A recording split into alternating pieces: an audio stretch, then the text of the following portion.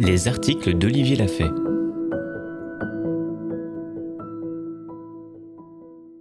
Vouloir changer l'autre, le monde, une prétention insupportable et malsaine.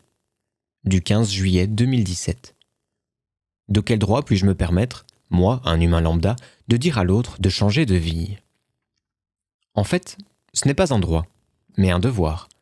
LDMT et moi-même, nous expliquons depuis des années comment fonctionne un être humain et ce qui peut l'empêcher de croître. Il y a de bonnes voies pour s'épanouir et de mauvaises voies. Celui qui a les outils pour déterminer ce qu'est une mauvaise voie et qui voit quelqu'un qui s'y engage a le devoir d'aider. C'est ce qui se passe naturellement quand on n'a pas perdu son empathie, ce qui est malheureusement rare, étant donné l'ampleur des violences éducatives qui nous coupent de nos sentiments et émotions. Chaque jour, sur ces pages, nous donnons des outils. Chaque jour, sur ces pages, nous disons aux autres qu'ils se trompent et comment changer. Chaque jour, sur ces pages, nous avons des témoignages de personnes dont nous avons changé, et oui, la vie. Cela peut paraître très prétentieux de dire qu'on a les outils pour voir que vous vous plantez, de pensée, d'action, et encore plus prétentieux de dire qu'on a les outils pour y remédier. Mais celui qui se penche sur nos travaux, nos références, n'y voit aucune prétention. Il y voit bien davantage du savoir, de l'empathie et de l'amour de son prochain. Il y voit aussi cet égoïsme bien compris, qui pousse toute personne, un tant soit peu formée en cybernétique, à vouloir changer son environnement pour éviter que celui-ci ne porte atteinte à sa santé et ne le détruise à petit ou à grand feu. Et les gens, eh bien, ils font partie de notre environnement. Ils sont notre environnement. Ce n'est donc pas prétentieux.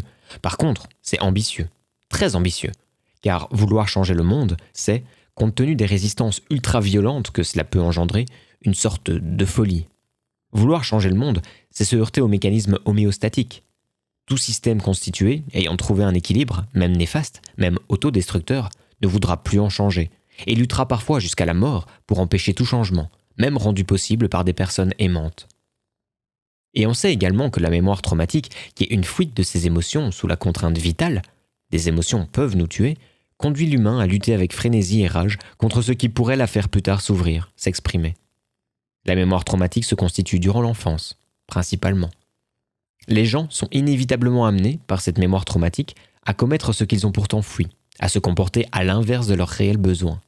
La violence envers les enfants, leur humiliation, leur rejet, la négligence parentale, à tout point de vue, produit des êtres qui auront un mal extrême à revenir un jour dans leur zone de confort. Cela crée des êtres inachevés, en souffrance, dépressifs, hargneux, inconscients, inconséquents, mal aimants à leur tour, suicidaires, drogués, alcooliques, prisonniers d'Internet, des jeux vidéo et autres fuites. Autodestructeurs. Et pourtant, puisqu'ils n'ont pas appris à fonctionner sainement, nos semblables, en majorité, vont continuer leur vie ainsi, et tenter d'éviter à tout prix de changer, car le changement passe par l'expression de la mémoire traumatique, la confrontation avec cette dernière. Et ce monde reste à feu et à sang, perpétuellement cramé par des victimes inconscientes. Alors oui, vouloir changer le monde, les gens, les aider à aller mieux, c'est très ambitieux. Ce sont très logiquement ceux qui auraient le plus besoin de changer qui vont s'avérer les plus agressifs, haineux, vindicatifs, et vont s'inventer des prétextes pour essayer de détruire la beauté du geste, l'humain qui le réalise et les savoirs sur lesquels il se repose. Ceci le plus souvent en pleine inconscience, soumis au fonctionnement programmé des mécanismes de défense. Alors oui, aimer activement, c'est très ambitieux. Quand quelqu'un vous parle de changement et met le doigt sur ce qui paraît être un dysfonctionnement, une erreur, une incohérence, posez-vous un moment, prenez du recul et demandez-vous pourquoi cela provoque en vous de la colère, voire une envie de le détruire. Pourquoi vous ne pouvez prendre du recul et observer ce qui se passe avec douceur. C'est le premier pas vers la prise en charge des résistances qui s'opposent à votre croissance. Le changement d'attitude dans l'interaction, la mise au rebut de votre volonté de faire taire, ou même de détruire, l'autre, le différent, celui qui perturbe. La citation est de Margaret Mead, première épouse de Gregory Bateson et anthropologue de renommée mondiale.